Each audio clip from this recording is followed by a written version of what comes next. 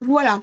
Alors, donc, en fait, nous sommes un vieux dispositif, hein, puisque ça fait cette année 23 ans qu'on existe.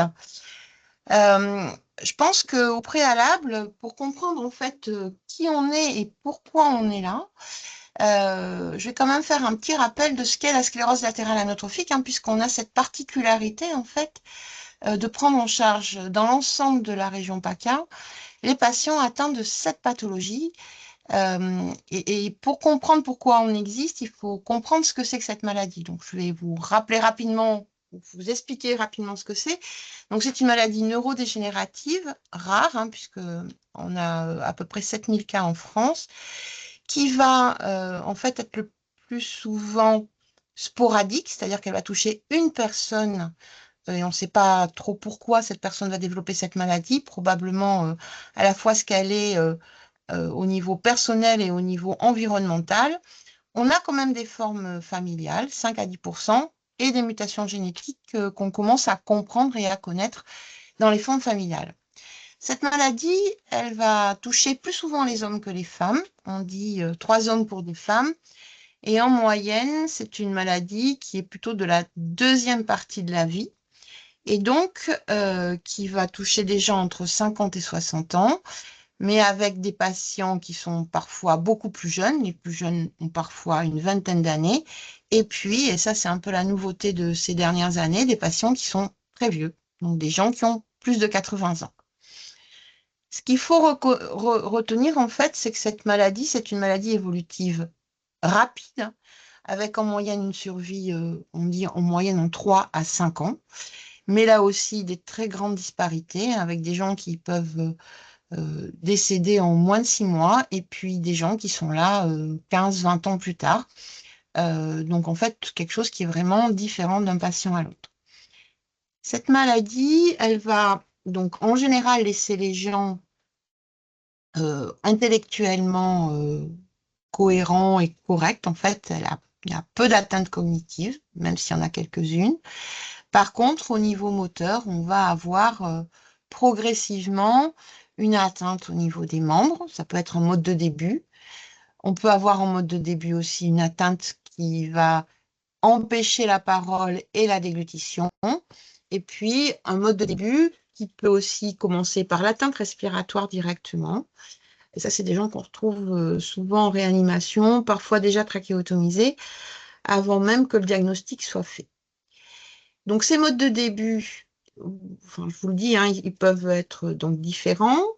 Au fur et à mesure, l'évolution, de toute façon, va connaître une aggravation petit à petit jusqu'à arriver au tableau complet que peuvent présenter certains patients qui sont déjà très évolués, qui est donc à la fois une atteinte complète au niveau motrice, donc les membres, le rachis, complète au niveau bulbaire, donc difficulté, impossibilité à parler, impossibilité à déglutir, et une atteinte respiratoire avec une impossibilité à respirer seul, donc qui vont nécessiter une aide à la respiration, comme peuvent nécessiter une aide à la nutrition.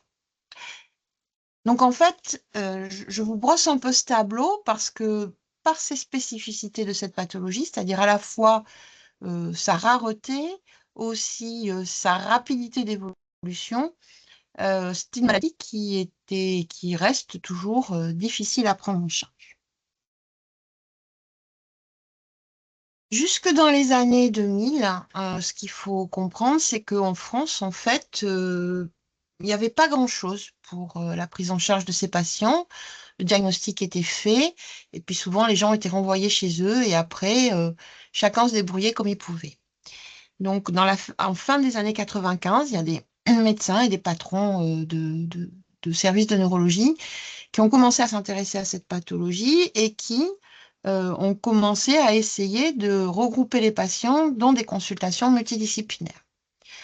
Le tournant, en fait, de la prise en charge de ces patients, c'est 2002.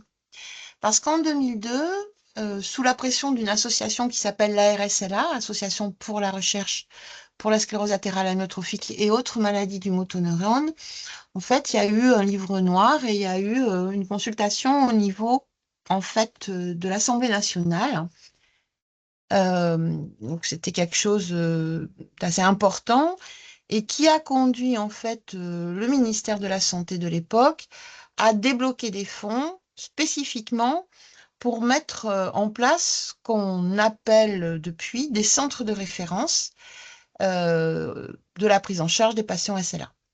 Donc ça, c'est le côté hospitalier. Donc actuellement, il y en a 17 en France qui sont répartis sur l'ensemble du territoire national, y compris outre-mer. Les patients, ils viennent régulièrement pour un suivi multidisciplinaire à l'hôpital. De manière concomitante, en même temps en fait que se créer ces centres de référence SLA, on avait quand même le sentiment, en PACA, alors je dis en PACA parce que c'est là où on était, que c'était bien joli en fait le côté hospitalier, mais que les gens vivaient chez eux, les patients, entourés de leur famille et entourés de leurs soignants de proximité, et que là, en fait, on avait un double problème qui était à la fois le manque de connaissance de cette pathologie et le manque de coordination. C'est pour cette raison que, au moment de l'émergence en fait de la création des réseaux de santé en France, on a décidé de créer en fait ce réseau SLA qui d'abord était dans les Bouches-du-Rhône, puis ensuite dans PACA Ouest et puis ensuite dans l'ensemble de la région PACA. Donc l'idée en fait c'était d'aller vers ce que ne peuvent pas faire les hospitaliers. Donc en fait, je vous ai dit tout ça parce que ça semblait important de recréer en fait cette historique et d'où on partait pour pouvoir expliquer ce qu'on a fait, ce qu'on continue à faire depuis tout ce temps-là. Donc quand on a créé ce réseau de santé, en fait en 2002, avec l'appui à l'époque de l'URCAM, hein, avant l'ARS, c'était vraiment de pouvoir, on avait des objectifs qui étaient précis, c'était à la fois de faciliter la prise en charge globale, sanitaire et sociale des patients, c'était d'assurer la coordination entre les différents intervenants afin d'optimiser l'octroi et la continuité des soins, c'était former, et puis c'était favoriser les échanges de compétences et la communication entre les professionnels, de telle manière en fait que tous ces éléments mis bout à bout eh ben, favorisent la prise en charge des patients et améliorent leur confort de vie et leur qualité de vie. Donc en fait, notre but ultime, c'était de faire en sorte que les gens vivent le mieux possible là où ils vivaient, c'est-à-dire à domicile ou éventuellement de façon institutionnelle, mais le mieux possible malgré la maladie. Et on pensait que coordonner et former, ça allait permettre en fait de fluidifier les prises en charge.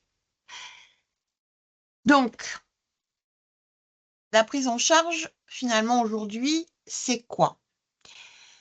En fait, vous avez la plupart du temps le patient et sa famille qui sont à domicile, parfois dans une structure qui peut être un EHPAD, une unité de soins de longue durée, de façon rarissime, mais potentiellement un FAM ou une MAS. Et ces patients viennent tous les 3 mois passer une journée au centre de référence dans lequel ils sont suivis. Les centres SLA, et celui de Marseille en particulier, mais de façon identique celui de Nice, assurent à la fois le diagnostic et le suivi des patients.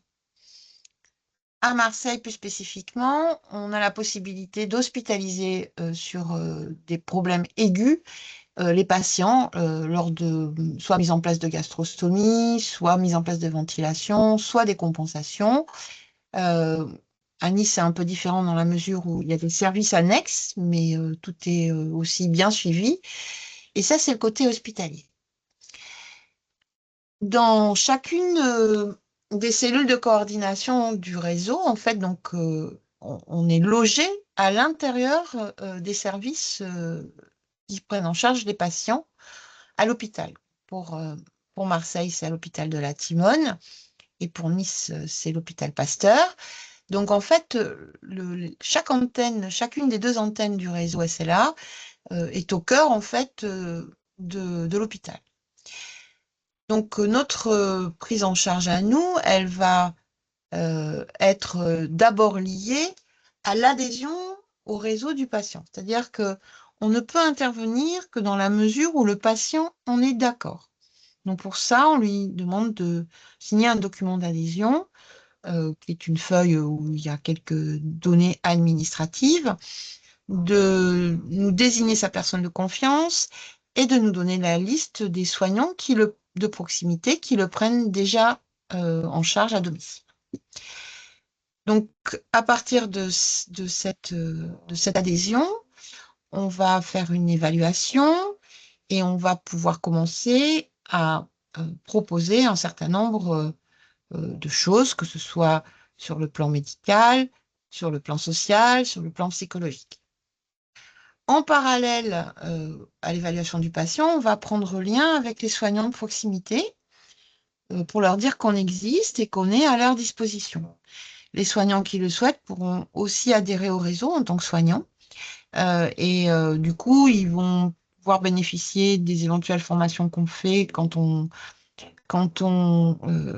en fait, invite l'ensemble des soignants.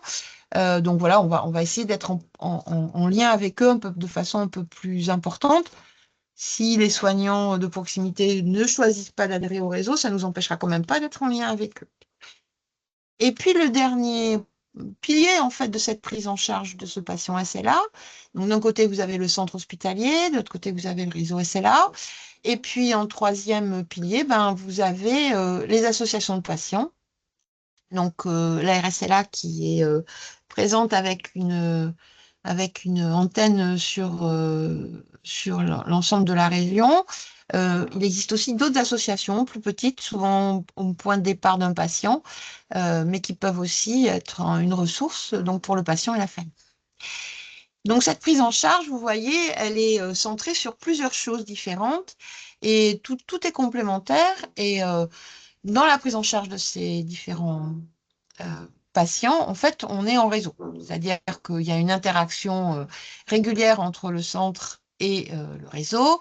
Il y a une interaction régulière avec les soignants de proximité, avec le patient, avec la famille et avec les associations. Voilà, donc l'équipe du réseau, finalement, donc c'est une équipe qui est une équipe médico-sociale, donc avec deux antennes, ça je vous l'ai dit, à Marseille et à Nice.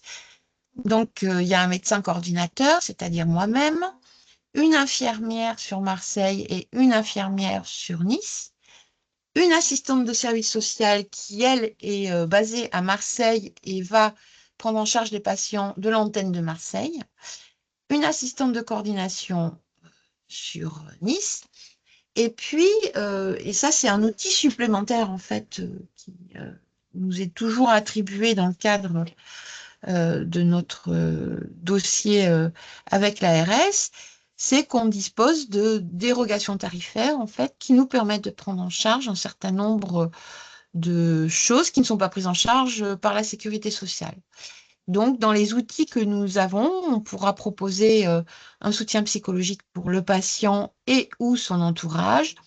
On peut faire venir des ergothérapeutes à domicile pour des préconisations sur de l'aménagement du domicile ou pour des préconisations sur des fauteuils roulants électriques. On a des conventions pour des produits de pharmacie, donc on passe convention avec des pharmacies en proximité de chez le patient pour prendre en charge financièrement un certain nombre de choses non prises en charge par la sécurité sociale.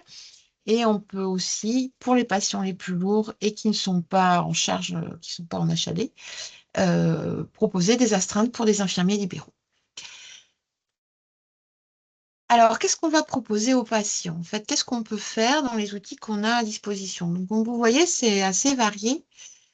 Donc, le préalable, en fait, c'est qu'on voit les patients régulièrement à l'hôpital pour ceux qui sont suivis dans les centres de référence.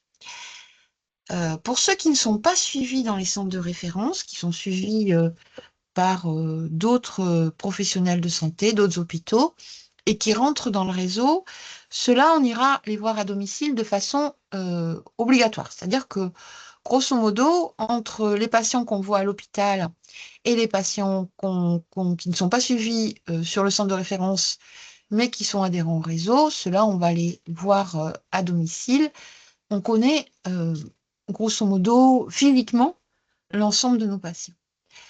Alors, en dehors des patients qui ne sont pas suivis par le centre et qu'on voit à domicile, on fait des visites à domicile en fonction des besoins et de ce qu'on pense pouvoir apporter en allant à domicile. Alors, ce pas des visites qui sont ni programmables ni systématiques, mais qu'on va proposer en fonction de ce qu'on comprendra de la situation dans laquelle est le patient. Donc, ça peut être pour discuter de directives anticipées, ça peut être pour rediscuter d'un problème social. Voilà, donc l'idée, c'est vraiment de pouvoir, en fonction de ce qu'on comprendra de la situation, être au plus près des patients. Bien sûr, on sert de lien entre la ville et l'hôpital, entre le centre de référence et le domicile. Les patients peuvent nous appeler directement, les professionnels de santé aussi. Et notre lien avec l'hôpital, en fait, il est clair puisqu'on est logé dans le même service et qu'on a un staff 1 à 2 fois par semaine pour l'ensemble des patients. Évidemment, on est en lien avec les associations de patients. Donc, en fonction de ce que vont nous proposer ou nous dire les patients, on va les orienter vers les associations et on va aussi solliciter les associations, par exemple, pour du prêt de matériel technique qui nous permettront de trouver des solutions qui ne sont pas financièrement possibles pour les patients. Un travail important et qui devient clairement de plus en plus compliqué, c'est de chercher des nouveaux soignants pour le patient. J'ai besoin d'un kiné qui se déplace à domicile. J'ai besoin d'un orthophoniste ou d'un infirmier. J'ai besoin d'un médecin traitant. Donc, on fait ces démarches. Alors, il y a quelques années en arrière, on se servait de l'annuaire qu'on a de soignants qui ont déjà adhéré au réseau. Aujourd'hui, c'est largement plus suffisant. Donc, on élargit de beaucoup les recherches. C'est parfois très fastidieux, difficile et parfois même impossible. Donc, on a un temps dédié à ça qui a clairement augmenté depuis quelques années. Alors, on a évidemment un site internet. On est joignable par mail, joignable par téléphone. Donc, l'idée, c'est que ce soit fluide et qu'on puisse répondre rapidement. Ensuite, on organise un certain nombre de choses pour les patients et autour du patient. Donc, en association avec le centre, avec les centres et l'association de patients, on participe à la mise en place de cafés-rencontres pour les aidants, euh, à des journées des aidants. Alors, en général, c'est des journées où on accueille les aidants à la fois professionnels et familiaux, avec des ateliers sur les différentes difficultés que peuvent rencontrer en fait les aidants par rapport à cette maladie. Il y a une participation aussi du réseau sur de l'ETP, hein, donc de l'éducation thérapeutique. Et puis pour le patient, donc tout ça c'est pour le patient, pour les aidants. Et je ne reviens pas sur les dérogations tarifaires dont je vous ai parlé tout à l'heure.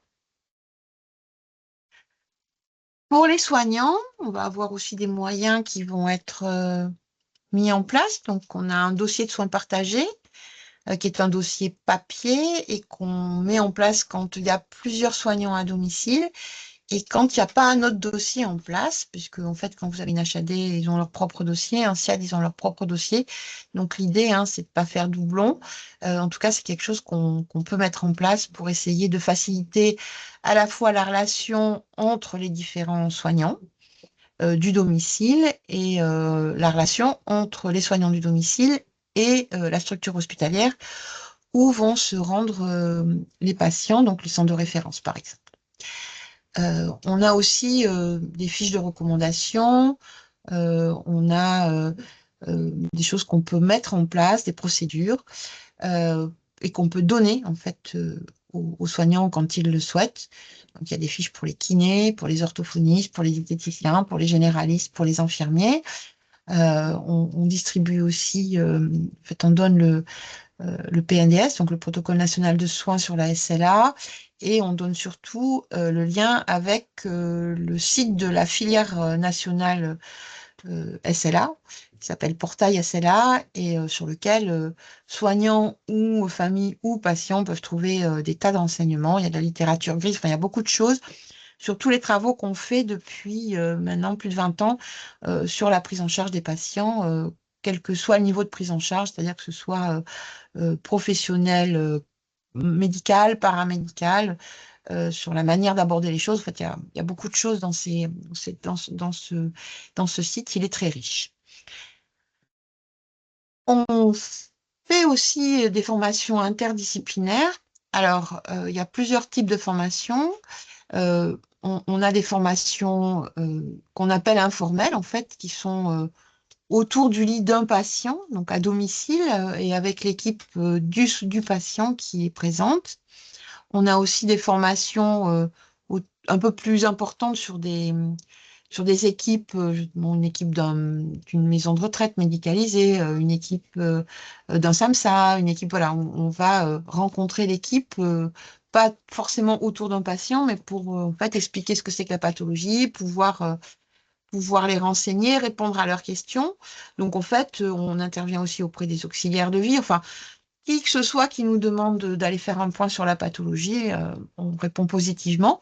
Donc on y va. Puis maintenant que de temps en temps, on peut faire ça du coup, par visio, ben, parfois ça nous évite un certain nombre de déplacements lointains. Donc c'est d'autant plus facile. Donc les soignants, ils savent aussi qu'ils peuvent nous joindre par mail, par téléphone. On a les portables, on est vraiment joignable. Et l'idée, c'est de pouvoir les soutenir et les aider dans la prise en charge. Que ce soit du conseil ou que ce soit du compagnonnage, on est capable, on peut mettre en lien un kiné qui prend en charge pour la première fois un patient SLA avec un autre kiné qui a déjà plus l'habitude et on peut les mettre en lien l'un avec l'autre de telle manière que le plus ancien aide le plus novice. On a, donc je vous l'ai dit, et là aussi je ne reviendrai pas, hein, des dérogations tarifaires pour les psychologues et les ergothérapeutes. Et puis, on essaye de faire connaître la pathologie en intervenant dans différentes écoles de soignants. Autre chose, évidemment, c'est donc une fois qu'on est passé du patient au soignant, ben, on a aussi du travail à faire auprès des différentes structures, que ce soit des structures hospitalières, que ce soit des unités ou des équipes de soins palliatifs, que ce soit des moyens séjours, des longs séjours, parfois des réanimations. Et puis, on essaye aussi de sensibiliser les prestataires de services qui sont amenés à intervenir auprès de nos patients. Auprès des institutions, et là, c'est plus directement le rôle de notre assistante sociale, mais pas que, c'est de pouvoir essayer de sensibiliser les différents intervenants des MDPH, des conseils départementaux au niveau de l'APA, des services de la CARSAT, enfin voilà, au niveau de tout ce qui est institutionnel, essayer de sensibiliser à la rapidité de la pathologie et à la mise en perte d'autonomie rapide pour essayer qu'en fait les dossiers sociaux qu'on envoie puissent être traités avec cette notion d'évolutivité, ce qui n'est pas évident, pour qu'on arrive au moment où les dossiers sociaux sont traités et mis en place, à ce que ce soit encore en adéquation avec en fait la pathologie et l'état dans lequel sont nos patients. Donc pour finir, je vous ai mis un petit peu ce qu'on avait fait en 2024, donc que vous ayez un peu une idée de notre travail. Donc on a pris en charge 484 patients sur l'ensemble de la région. On a fait 53 visites à domicile et euh, on a fait 641 visites à l'hôpital. On a fait 21 réunions de synthèse, 10 formations pour les professionnels et 2 pour les aidants familiaux. On est intervenu au cours lors ou pour 34 hospitalisations, 46 retours à domicile, 38 fins de vie, 37 séjours de répit. Et on a utilisé des dérogations tarifaires, 27 patients pour les ergothérapeutes, 28 patients et 30 familles pour les psychologues et 28 conventions avec les pharmacies. Voilà ce que je voulais vous dire sur notre travail et je vous remercie. Et je vais répondre à vos questions s'il y en a. Voilà. Beaucoup, docteur Largillier, pour votre présentation très claire et dans le timing, puisqu'il est Ouais, vous 13h30. avez vu ça? Oui. Donc, il y a quelqu'un qui Alors, lève une main. voilà, j'ai une main levée de Muriel Miglior. Oui, merci pour votre présentation. J'avais deux questions. Vous parlez de dossiers de soins partagés, donc on entend que vous travaillez en coordination. Je suis sur le DAC, pas du tout, le DAC C3S sur le 06 pour me présenter. Et on entend que vous travaillez en coordination avec l'équipe de la ville et bien sûr, si la personne est hospitalisée dans un service, bien sûr, vous allez être en lien. Est-ce que vous avez un dossier de soins qui est partagé de façon informatique? Non, C'est-à-dire, voilà, la ville et l'hôpital ne tombent pas sur le même dossier. non. L'HAD, En fait, il n'est pas d'accord. du tout partagé. Ce que je disais, il est papier. Donc, en fait, c'est un D'accord. classeur. Et l'idée, c'était d'arriver à ce que ce soit facilement utilisable par les professionnels du domicile. Donc, en fait, on a une feuille, en fait, qui est une feuille hebdomadaire sur laquelle vous avez l'ensemble des intervenants. C'est un espèce de triptyque, en fait, sur lequel l'ensemble des intervenants peuvent s'interpeller les uns les autres sur la même feuille. Et ça, une fois par semaine. Donc, non, en fait, c'est vraiment quelque chose qui se voulait au pied du lit du patient de façon un peu ancienne, en fait. Donc, ça reste au domicile. Oui, La personne peut l'emmener si elle vient en consultation trimestrielle chez absolument. vous. L'infirmière du domicile peut la regarder. Enfin, Même mettre, en fait, il y a une feuille. Donc, il y a la feuille pour les soignants entre eux, donc du domicile d'accord. entre eux, Ouais, et il y a une feuille de liaison ville-hôpital.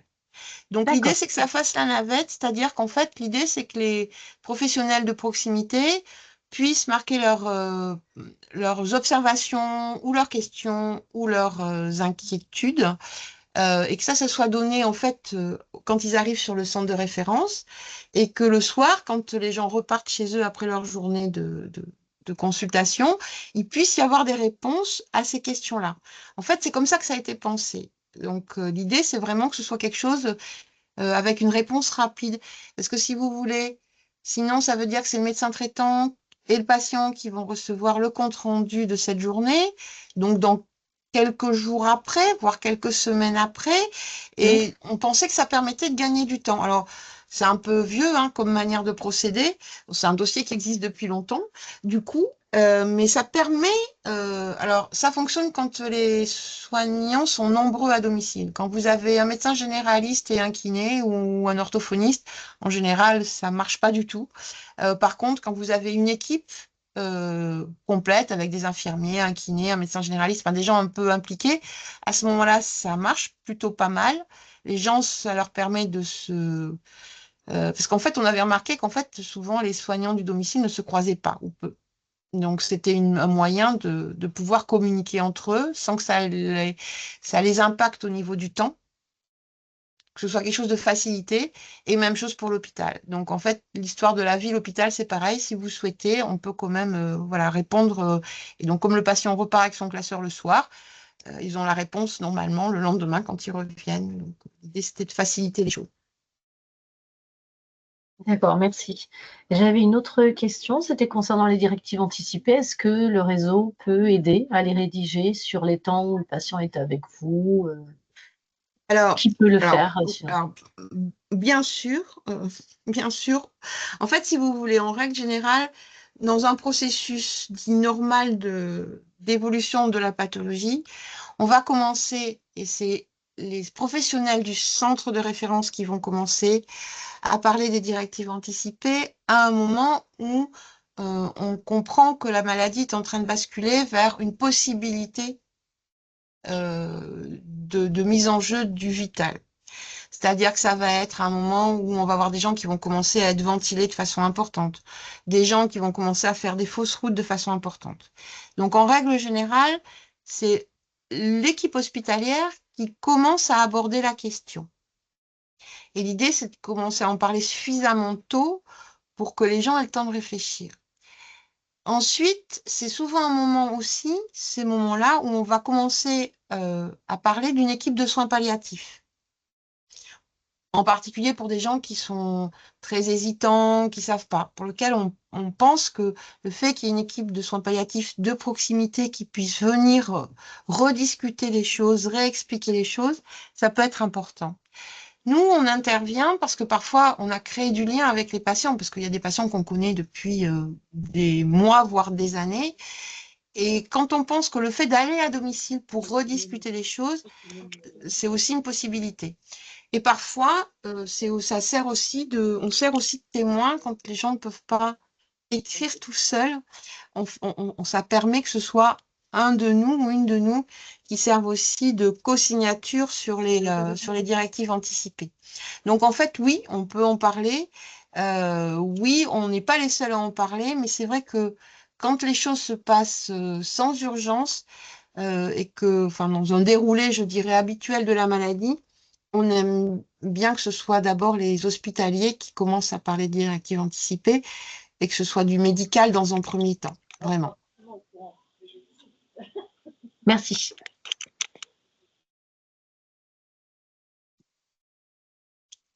On a Muriel Carillon qui a levé la main. Oui, bonjour. Bonjour. Muriel Carillon, je suis coordinatrice régionale de la cellule d'animation en soins palliatifs. Mhm. Donc, du coup, moi, j'avais plusieurs questions. C'était déjà, dans ce que je comprends, dans vos évaluations que vous faites à l'hôpital, si j'ai bien compris, c'est dans les centres de référence. Ça, pour moi, c'est pas très clair.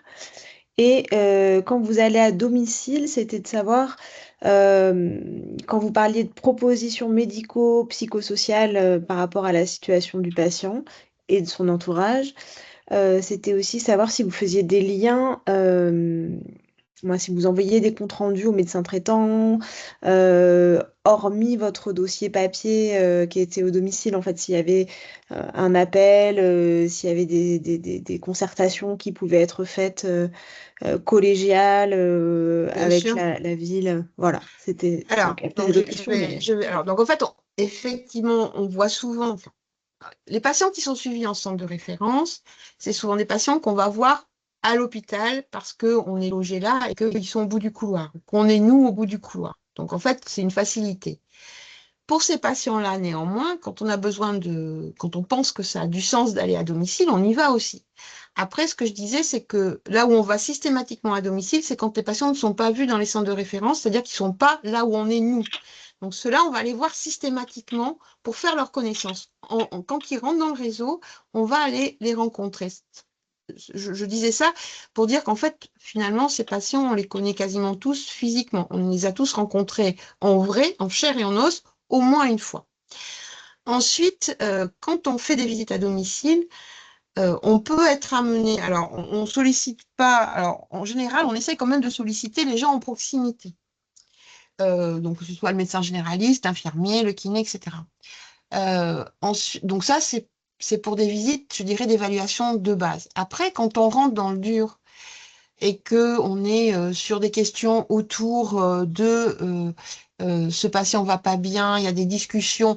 Bien sûr qu'on va faire de la collégialité, bien sûr qu'on va mettre en place, nous ou avec nous, les équipes de soins palliatifs, hein, parce qu'on n'est pas tout seul, bien sûr, on travaille ensemble. Euh, Si vous voulez, l'idée, c'est qu'à un moment donné, quand il y a des décisions à prendre par rapport à des demandes de patients, ça puisse se faire de manière collégiale avec l'ensemble des intervenants. Donc, dans l'ensemble des intervenants, il y a forcément le généraliste, il y a forcément les infirmiers, il y a forcément l'équipe de soins palliatifs, c'est elle qui est dans le coin, l'équipe du centre de référence, et puis nous. Mais du coup, effectivement, on fait des réunions collégiales sur des questions qui peuvent, voilà, qui nécessitent, en fait, donc il y a des réunions collégiales, il peut y avoir aussi des réunions de synthèse. Là, c'est un peu différent. Ça veut dire qu'on a une situation pas forcément liée à une fin de vie ou à une discussion sur une fin de vie, mais une situation enfin, qui oblige en fait à ce qu'on soit tous sur la même longueur d'onde. Et quand on pense que Enfin, voilà, c'est important qu'il y ait un socle commun de l'ensemble des soignants. On peut organiser ça aussi. sais pas si c'est plus clair. Et Oui, ce que je voulais juste, oui, allez-y. ce que je veux dire aussi, c'est que, en fait, les patients, quand ils rentrent dans le réseau, alors je le dis parce que pour nous, c'est vraiment très important. En fait, en quelque sorte, ce qu'on dit aux patients, c'est qu'on est là maintenant et qu'on sera là jusqu'au bout.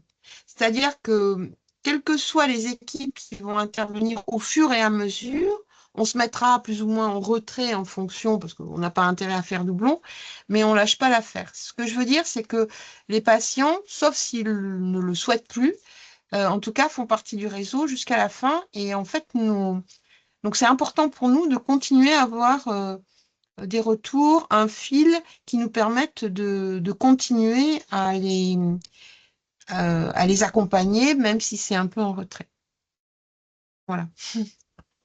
Du coup, concernant la fin de vie des patients, donc vous nous Mhm. expliquez que vous aviez des patients qui décèdent, 38 patients là en 2024. Sur ces patients-là, comment ça s'articule en fait? C'est des patients qui décèdent à domicile, qui peuvent Alors, décéder en unité de soins palliatifs. les 38 patients dont je parle, c'est pas qu'il y a eu 38 patients décédés, hein. En fait, dans l'année 2024, le nombre de décès, c'est 140, en fait, hein. Voilà. Ok. Euh, donc, les 38 patients dont je parle, c'est ceux pour lesquels on a participé, en fait, où on a une action quelconque dans le cadre de l'accompagnement de fin de vie.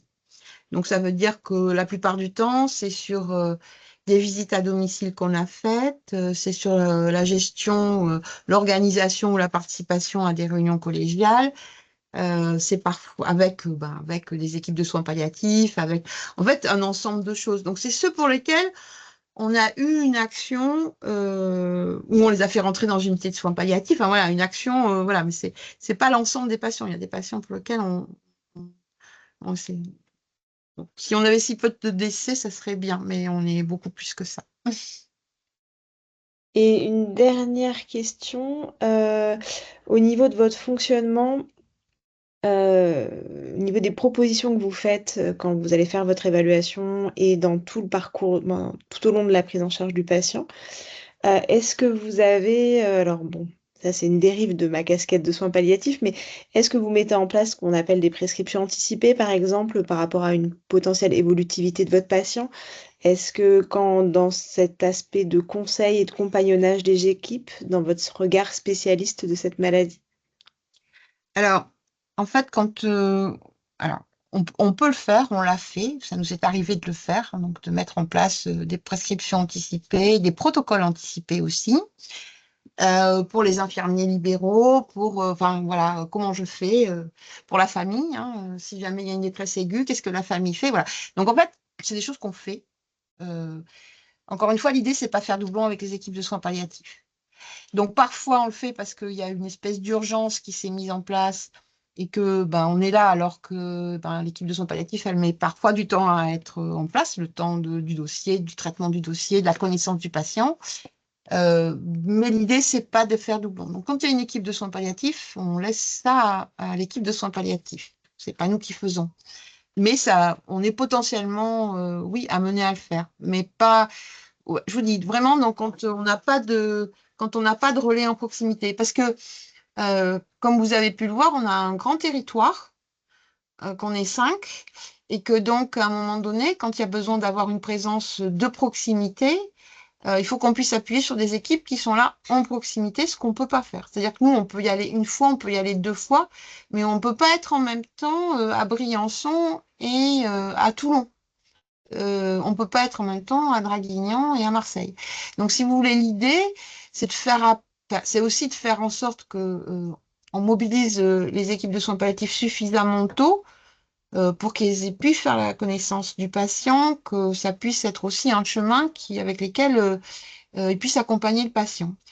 Mais parfois, on est rattrapé par la maladie. C'est-à-dire que parfois, on n'a pas le temps d'avoir le temps. Et parfois, on est pris un peu de court. Alors, on essaye d'éviter ça absolument, mais des situations qu'on ne maîtrise pas. Et quand vous avez début, fin, 6 mois, et ben voilà. C'est-à-dire que quand vous dites, je reparlerai de ça la prochaine fois que je les vois, c'est trop tard. Et donc, voilà. Donc, en fait, on est parfois un peu, on court derrière un peu.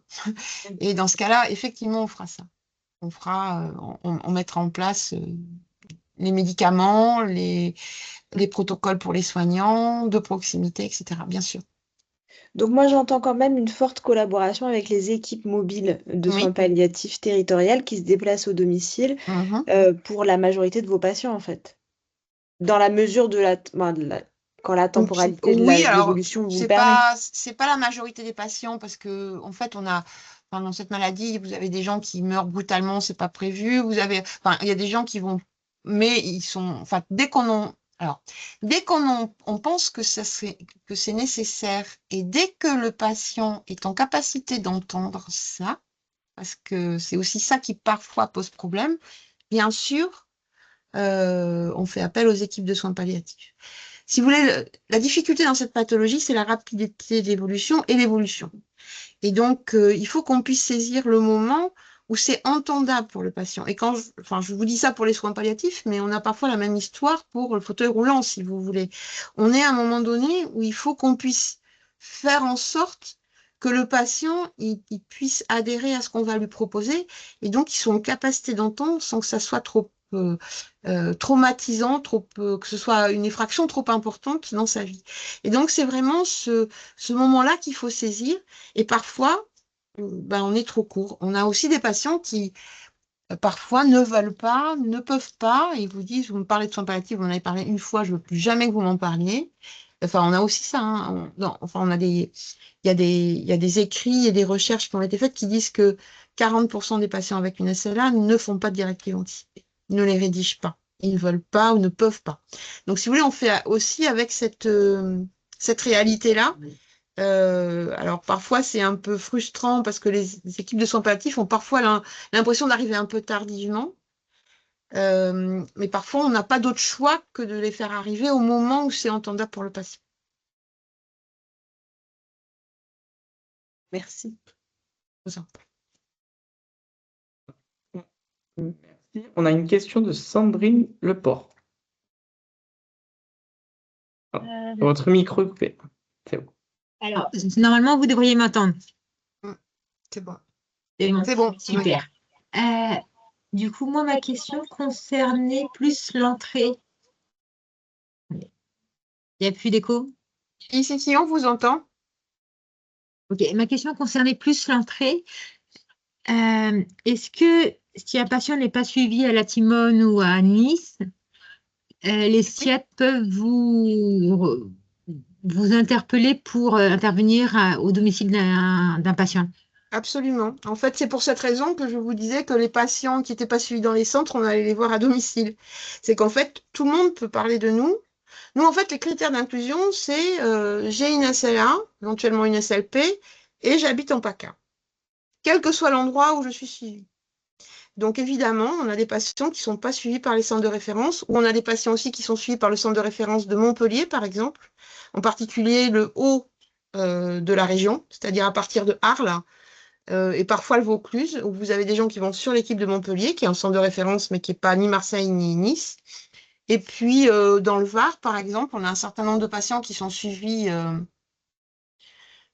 par Sainte-Anne, l'hôpital militaire, ou bien par Sainte-Muche, où il y a un plateau technique qui est intéressant aussi. Et c'est des patients qui nous sont adressés aussi. Donc, ces gens-là, par contre, ces patients-là, on va aller forcément les voir à domicile. Mais bien sûr, tout le monde peut parler de nous, à condition que ce patient-là, il ait réellement une SLA. Mais bien sûr. Ou suivant la même logique, est-ce qu'on peut parler à un patient de votre dispositif et qu'il vous contacte lui-même? Bah, je pense que c'est même la meilleure chose qu'il faille faire. Alors, enfin, bon, souvent on nous contacte en disant j'ai parlé de vous à telle personne et on donne nos coordonnées à ce patient ou à cette famille qui nous contacte. Parce qu'en fait, enfin, l'expérience qu'on a en tout cas, c'est chaque fois qu'on nous a dit j'ai parlé de vous, je vous donne le numéro de téléphone de la personne, rappelez-la. Chaque fois, c'est un fiasco total parce que les gens ne savent pas qui on est, etc. Donc là, c'est les gens qui appellent. Alors maintenant, en plus, on vient on vient de remettre à jour notre site internet. Donc toutes les données sont bonnes. On peut télécharger la plaquette du réseau. On peut télécharger le document d'adhésion pour le patient, pour le soignant. Normalement, tout fonctionne, on a tout vérifié. Donc, ça peut être voilà, aussi une manière d'entrer en fait en contact, enfin, pour que les gens rentrent en contact avec nous. Voilà. Merci.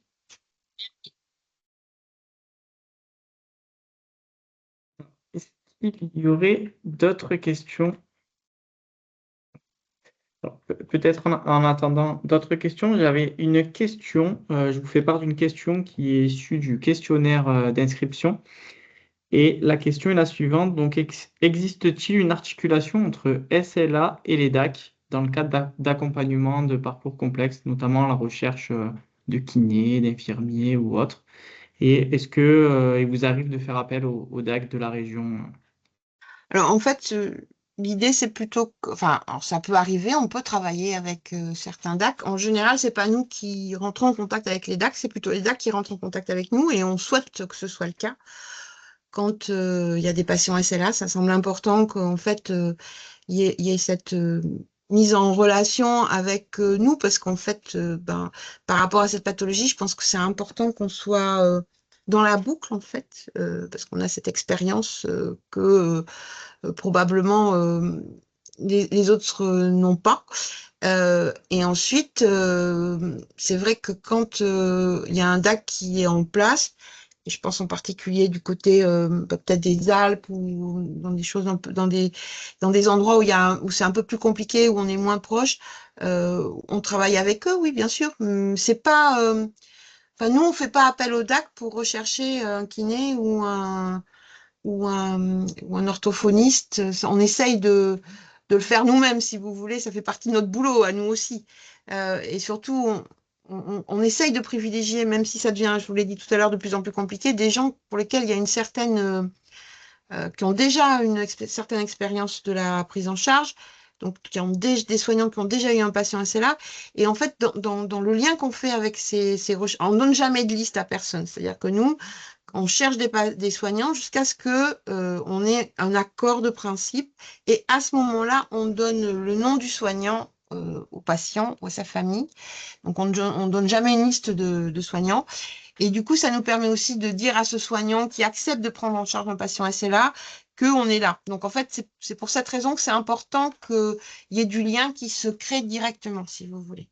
Voilà. Donc, jusqu'à présent, on a toujours à peu près réussi à se débrouiller. Après, c'est pas une opposition de principe, hein, c'est juste que ça fait partie de notre boulot, quoi. Mais c'est super bien que vous puissiez former ces professionnels nouveaux et leur partager vos expériences. Bah, c'est ce voilà, en tout cas, c'est ce qu'on propose. Après, c'est pris ou c'est pas pris, et ça, c'est autre chose, mais en tout cas, c'est ce qu'on propose. Parce que ça veut dire qu'ils nous connaissent, qu'ils peuvent nous appeler. En général, enfin, c'est rassurant. Surtout pour par exemple, les infirmiers, c'est toujours ceux qui arrivent en dernier dans les prises en charge, en règle générale, hein, c'est les derniers. Et c'est eux qui vont donc arriver avec un patient qui est déjà plus altéré, ayant perdu, enfin, plus dépendant. Et je pense que parfois, ça peut poser souci. Du coup, enfin, cette prise en charge d'emblée difficile, quoi. Donc, c'est important qu'ils puissent se dire qu'ils sont pas tout seuls et qu'on peut éventuellement les soutenir, les rencontrer, aller les voir avec le patient, faire un point à domicile. Vous voyez, voilà, parfois ça facilite la prise en charge du patient, enfin l'acceptation de la prise en charge du patient. Voilà.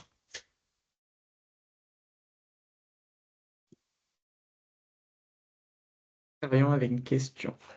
Oui, par rapport à ce lien aidant pour les soignants, dans votre regard d'expert, est-ce que vous avez, pour les professionnels et pour les familles, une ligne téléphonique pour qu'ils puissent vous joindre en fonction H24 ou pas? Est-ce que, moi, voilà, par rapport à des situations qui peuvent s'aggraver subitement, est-ce Alors, qu'il y a comment quelque dire? chose? Donc, moi, en fait, chacune d'entre nous, on a un téléphone portable. Donc, ils nous joignent en direct, en fait. Et pour ma part, mon téléphone n'est jamais fermé. Voilà. Ok. Donc c'est une astreinte officieuse, pas officielle. voilà, c'est pas quelque chose, voilà, mais Non, bon, les mais gens le savent, en fait, voilà. Donc, oui, vous je- êtes à disposition des équipes.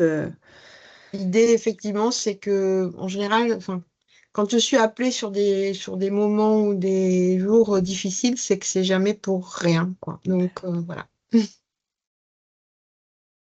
Mais bon, Merci. personne n'en abuse, c'est bien.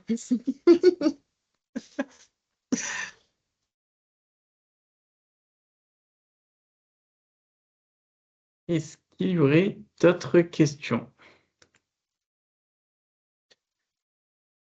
Non, a priori, non. Donc, on arrive quasiment au terme de l'heure qui était prévue. Il est 56. Donc, merci beaucoup, docteur Lardier, pour votre présentation. Avec Très plaisir. claire, très complète. Juste, voilà, pour vous informer que ce webinaire sera partagé sur notre site internet et la présentation également qui vous a été Voilà, et présentée, que donc, donc, est disponible. pour ceux qui cherchaient à nous joindre, je recommande le site internet sur lequel tout a été mis à jour. Donc, vous pouvez nous joindre. Vous avez tous les numéros et les mails aussi. Donc, voilà, s'il y a des questions supplémentaires, n'hésitez pas. Merci beaucoup. Belle fin de journée à À tous bientôt. et à bientôt. Au revoir. Au revoir.